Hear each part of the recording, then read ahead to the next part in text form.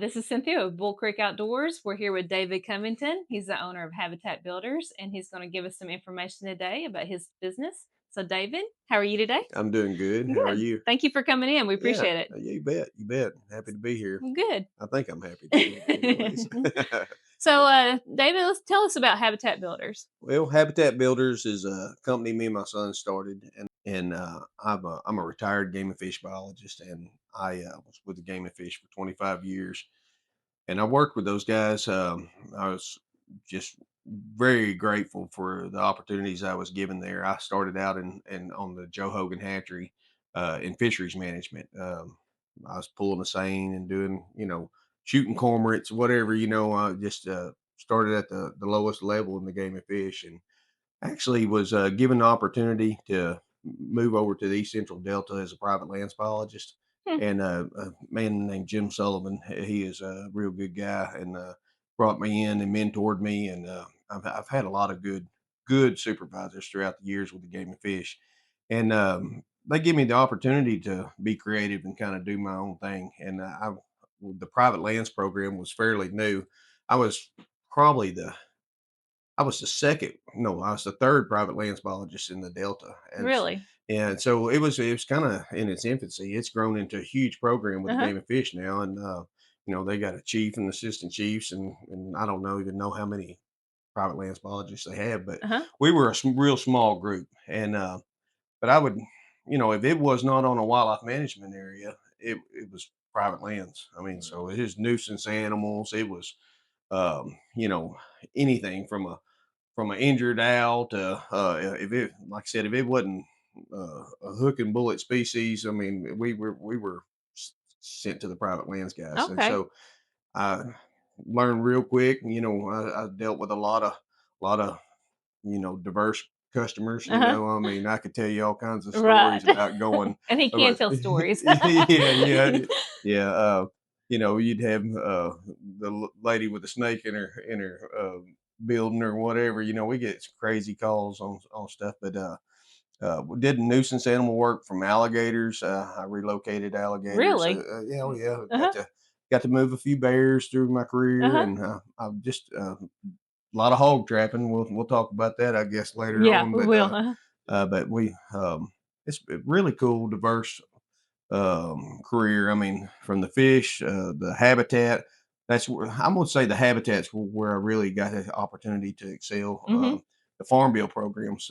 Every farm bill that would come through would present a whole new opportunity for cost share programs, and so we would get this new farm bill, and there was a whole conservation side of things. And most Mm-hmm. people think of the farm bill programs, they think about helping the farmers and equip and stuff. But the habitat side of things, there was this huge amount of money available Mm-hmm. for improving wildlife, habitat on the farms and on the Right. landscape.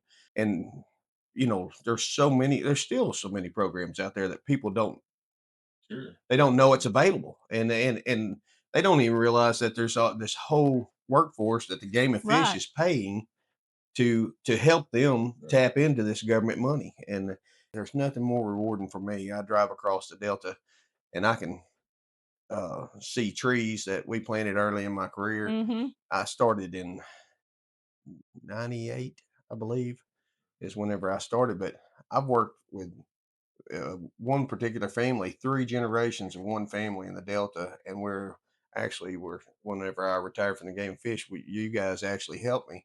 We were trapping hogs under the trees that I planted That you when I first planted? started, and so that's pretty cool, and Yeah. and so I enjoyed that. Yeah. But Well, even our little one, back it's been 15 plus years ago when we got in the equip and some different things. You helped me out, getting this started there. Then uh, it kind of goes with your company now. Y'all actually, you and some other guys you hired come back did tree injection work and help me burn we and did. do all kinds of stuff back then. Even your lakes and Yeah, fishing the and lakes, rotational grazing. I mean, kind of, all of it. yeah, Yeah.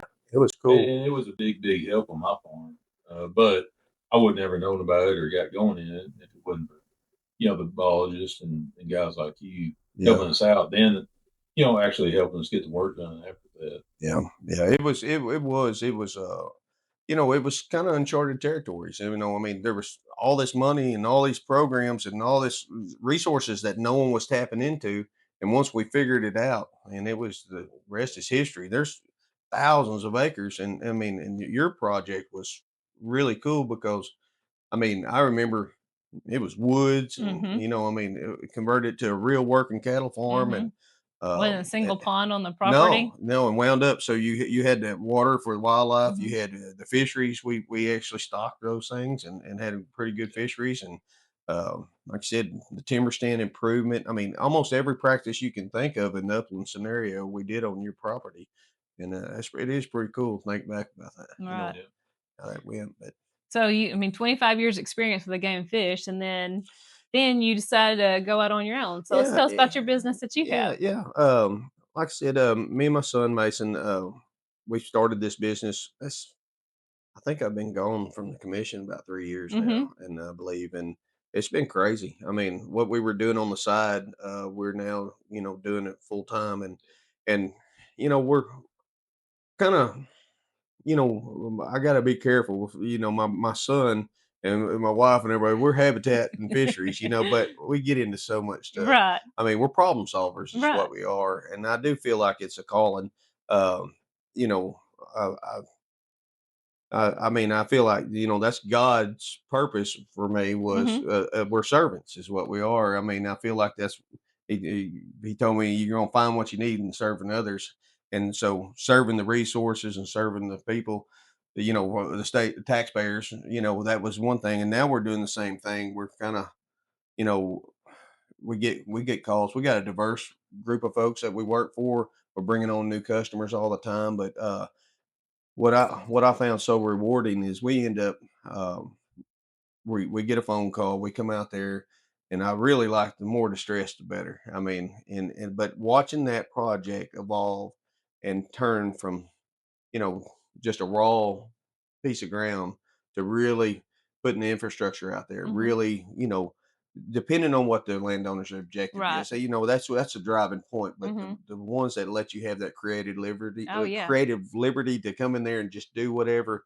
you think needs to be done. I mean, and you're really getting to put all the pieces together and looking at it from the big picture and then Mhm. bringing it down to every little piece of that property and maximizing its potential. And because it really comes down to um, y- you're trying to make your ground more attractive than the neighbors, to draw Right. small grounds, and so every acre counts, Yeah. and so we kind of fall under that principle of we're going to maximize every part of your Mhm. habitat and really clean it up and doll it up, and we tried doing it as economically as possible too. Right. This stuff gets expensive. Oh I yeah. mean, and and I want to make good money, but I also want to give you a good product at the end of the Right. day. And so if we use the government money or grant money or just relationships, that's another thing. We strive to go in there and do as good as we can and for as cheap as we can. And Right. and and and a lot of these things are uh, they're pretty drastic too. Mhm. I mean, it's hard to sell someone to go in there and log their property, Right. Yeah, And so tell us a few things like that you've done in the past for customers. uh, oh Lord, You name it, you've done it, we huh? have, but we do a lot of timber stand improvement, a lot Okay. of hack and squirt, a lot of cut and drop, a lot of hinge cutting. And what's the We benefit of that? well, you know, looking at it, all right. Wildlife's just like we are. I mean, you're going to need, food and shelter and Mhm. cover and water and all that, and we want it in close proximity. The smaller the game, the closer it needs to be to those key habitat type. Mhm. So, depending on what I'm trying to manage, and again, I don't care if you're into butterflies or you're into quail or you're into deer or Mhm. turkey or whatever. A lot of times, the same habitat components are going to be beneficial to a suite of species, and so you may be into quail and the next guy's into deer. Well, if I'm managing for quail, I'm kind of managing for everything. And Right. so early successional habitat is kind of key. Mhm. But when I come onto a property and look at it, I would ask you what your Right. objectives are, what are Mhm. you interested in, and if I can incorporate things that is going to be beneficial to more than one species and reach your objective Right. and not cost you any more money. So Mhm. that's what I'm gonna try Right. pushing on you. Let's say we pull up on a woodlot. Yours would be another prime example. We probably got pictures of before and after a lot of your stuff, but a lot of stuff that I sold you on back in the day was all right. You got this closed canopy forest, and it looks pretty. It's Mhm. nice, and but there's no browse, there's no grasses, there's no forbs, there's no anything. Um, it's deer using it seasonally, and Mhm. people say, "Boy, that's a beautiful set of woods." Well, it's good when the acorns are dropping, Right. but beyond that, it's Yeah. really not good for anything. Maybe a little thermal cover. So what we'll do is we'll go in there and say along the property lines. I'll hinge cut along the property lines, and what that is we'll come in and we'll cut off trees. You know, people talk about DBH or diameter, breast height, or whatever. But anyhow, I cut it kind of high. Right. Whatever's comfortable with my guys, and if you got different people out there, someone's going to be cutting a little Yeah. higher and lower. So there's no uniform for Right. this, and that's another thing I tell everybody. Wildlife management is not necessarily pretty. I mean, Mhm. what's pretty to you is not necessarily what's pretty to wildlife. And so we'll hinge cut along the lines, along trails, along the property lines. And then what will happen, those will stump sprout. And when they stump sprout, you'll get a lot of greenbrier and honeysuckle. Knock a hole in the canopy, you get sunlight on the ground. Right. And that promotes the new growth, Mhm. and that's where fire and stuff like that comes in. But Right. even if you don't burn and you're scared of fire, Mhm. you can knock a hole in the canopy and you're going to get a vegetative response. And Right. so we're creating a buffet for wildlife food, Right. plus we're creating cover Mhm. and for them as well, nesting and fawning cover. And so everything's square in our world, but I like to make it irregular. I Right. mean, the edges, you got a hard edge of hardwoods, and then you got an open field. That's just a hard break. So Right. we'll go in there and we'll feather that edge back and knock some holes in the canopy and get some browse and sumac and blackberry and honeysuckle and all that stuff. And then we'll go into the forest, make these little mini clear cuts, 5 to 20 trees. Just cut them and let's just let it regen. And Mhm. so you got these thickets. And so we tie it into hunting. Uh, if I'm going to set up a deer stand and set up my situation for hunting Mhm. purposes, I'm going to put a thicket out there to the northwest, of my deer stand. So I'm gonna put the deer where I want them to bed, and Right. so I'll use the hack and squirt, I'll use the hinge cut, and I'll use and if you're willing to log, we'll log, but we're gonna try creating some thickets and bedding areas for those deer, travel corridors, Mhm. and visual screens. It's one thing to have deer on your property too. You got to be able to get to them, Right. and so how are you going to approach your stand and all that stuff? So when we're putting that habitat out there, we're thinking about those things. Mhm. You don't want to have to walk through your bedding area to get to your deer Right. stand. And so we use the injection, we use the hinge cutting, cut and drop. All cedar trees are not bad. Okay. Having them for thermal cover is great. And Right. some people get this mentality: I want to get rid of all the fescue, I want to get rid of all the Bermuda grass, Right. I want to get rid of all the invasives. That's Uh-huh. You live with what you got. You kind of manage it, but we will cut and drop cedars Mhm. in some scenarios, and sometimes we may just delimb the bottom limbs off of it and leave that for like in this ice and snow and stuff. Deer are getting up under those old Right. cedar trees and Yeah. using them. So if you cut them all down, there's really no cover out there. Right. So So what else do you do for your customers? I do a lot of consulting work, and as far as just writing general plans for people. I mean, I'll come out and look at the property, but I always try pushing everybody. If there's a free service out there, the Game and Fish, they got an excellent workforce of private Right. lands biologists. Those guys will write it for free.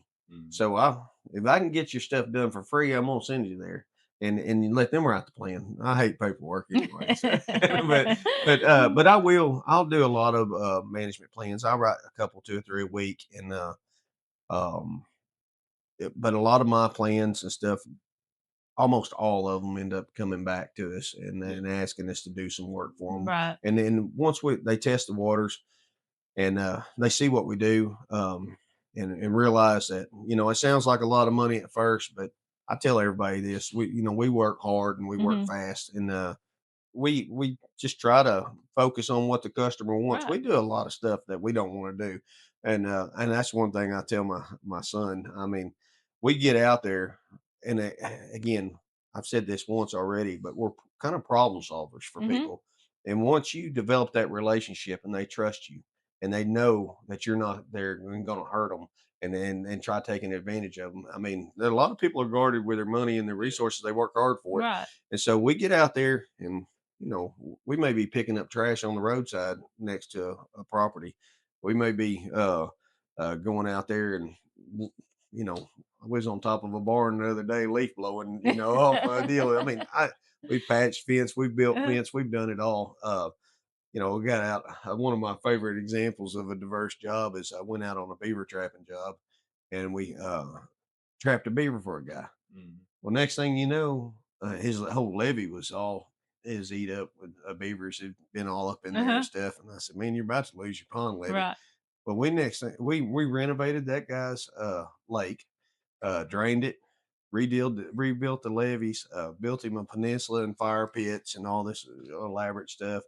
Next thing you know, he had us out there building a little run-in shed, horse barn, and was putting in water lines for him. I put a retention pond in. It's uh, ended up working for the guy. Still work for the guy. Right.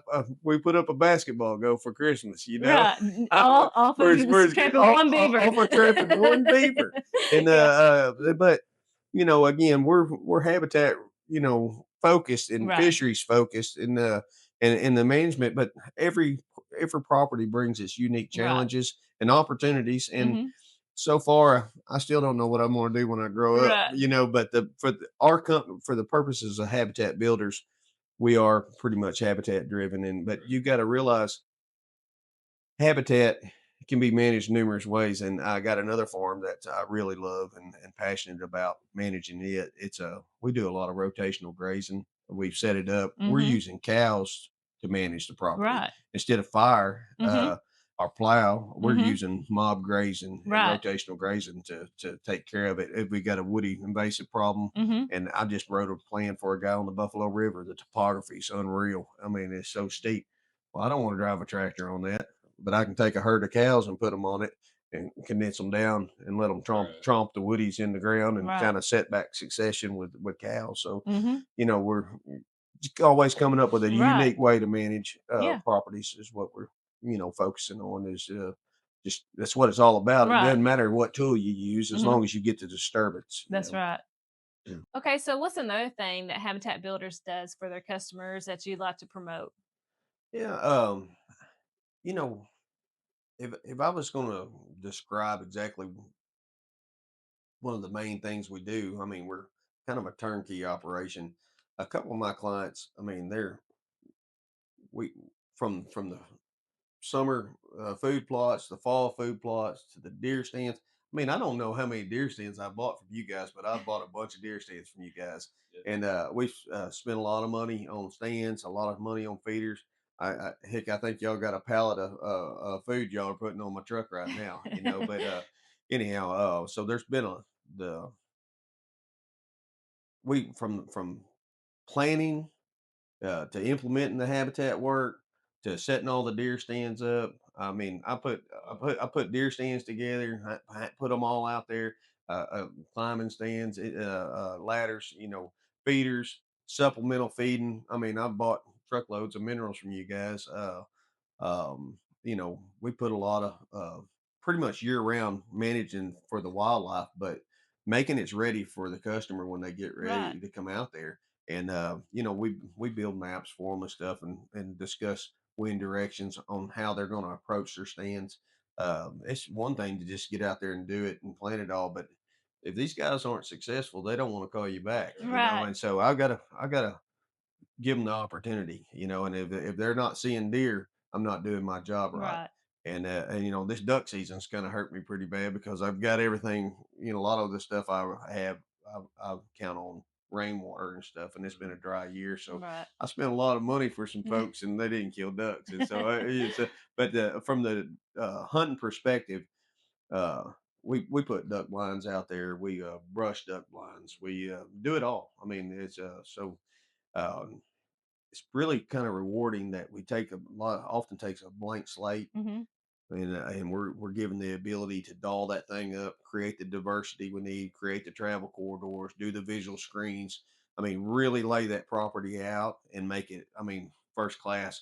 And thinking uh, from the perspective of from the moment that person enters this property, he's going to get there. How's he going to get to a stand? How's he going to get there Right. and making that guy successful? We had you. I come in here this year and had you build me some skinning racks. Even I Yeah. mean, these guys are coming in there and out of the multi-million-dollar lodges and everything on some of them, their favorite thing was the skinning racks you built me. I mean, it's like, man, that Yeah. thing's awesome. I mean, but you don't think about those details. And I think as we've evolved, you know, the last thing you want is folks to crawl up in a deer stand and get stung by red wasp. Right. So someone's got to get out there and deal with that stuff, or you got to buy a higher quality, blind. But a lot of the other blinds I'm dealing with ain't as nice as Bull Creek's. I mean, so Right. but someone's got to get in there so we get ready for the season. I mean, and my season starts right now. Mhm. We'll start going out and like the snow, take opportunities, and we may fly the drone, find the look of where the deer are moving, I mean, and thinking about, all right, well, how we're going to make our adjustments. So I'm constantly thinking on how to make my customers successful. Right. And so that's a lot of planning, a lot of follow up, a lot of scouting. We shed hunt and do everything else, on those properties, and kind of know where they're, but a lot of cameras. Right. uh Heck, I'm scared to, and you got a new camera now, I think now, so Yeah, I'm the gonna wise I eye. guess I'm gonna have to upgrade. You're the I upgrade. just bought about 30 of them from you, and but we monitor with cameras. Right. I mean, cameras are awesome. I like the cameras from the perspective of you kind of get to know what's going on out there, but also I think it ruins people. So you Yeah. don't. I've got a high fence I take care of over in Cross County, and it's loaded down with deer. So it's a phenomenal property. But I've got bucks that you'll see on occasion that don't get caught on camera, Right. and it's amazing. I mean, they learn the game pretty quick, and but so the cameras, don't believe your cameras all the Right. time. They're awesome tool, and I enjoy watching them. But it's just because you don't see him don't mean he ain't out there. Yeah, that's what William tells me all the time. Like, well, there's no deer out there on the camera. He said that doesn't mean there's not any bucks out there. Yeah, So he he may gets not. on to me all the time about Yeah, that. he may not be standing Right. there on that feeder, but he may be Right. standing behind you. Yeah. But So basically, I mean, habitat builders, they get your property ready to go. I mean, if abs- you're using them, you just walk out there. As long as you've got your gun, your camo, you're ready to go. He's got everything ready for you. So that's bet. another great thing that y'all do. Yeah. Well, David, thank you for explaining your business. How would somebody get a hold of you? Via I don't think you have Facebook, so what's No, the phone number that I could call? my cell phone number is 501-743-2730. And it's unfortunate I don't know my son's cell phone off the top of my head, I don't know mine either, so yeah, feel bad. yeah. But you could call me, and we'd be glad to get back with you and Right. discuss your project with you and see if we can help you out. And you won't meet a harder worker. I mean, David has been amazing guy to know. Amazing to see him work. He, like I said, you will not find a harder worker, and his son is just the same way. Great people, as I you can appreciate tell from listening to this. I mean, you can trust him. He's just amazing, and we're so grateful that he decided to come in. He's helped our business out several ways. We'll talk about that a little bit later with hog trapping, but he rents equipment from us, and so we're very appreciative, David. So you bet. if you need anything, if you have property, you have questions about it, you're thinking about trying to help your habitat, Dave is a person you want to call. So thank you, and thank you for coming and shooting the bull with us. Thank you.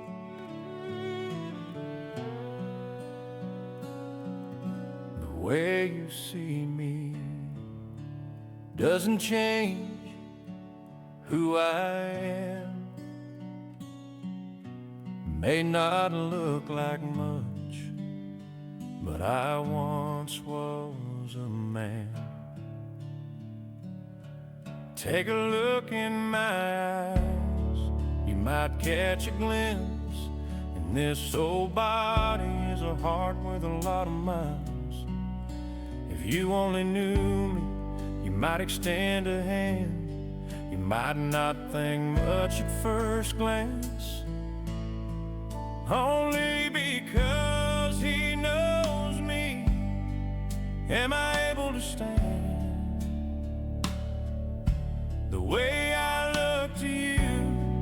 not who I am, consequences of sin and grace, molding my soul inside of me. There's something to see. Behold the heart of a lion with love of our Lord. The promise of salvation, the words of the sword, the way you see me doesn't change who I am. At first glance, may not look like much. These our worn out exteriors were built by pain, grace and consequences, bent, bruised, broken, and picked back up again. You see, we have been training for days such as these. I felt the shame, confusion, loneliness, and pressure of this world. Could you imagine carrying it all? Don't let this old exterior fool you. He is turning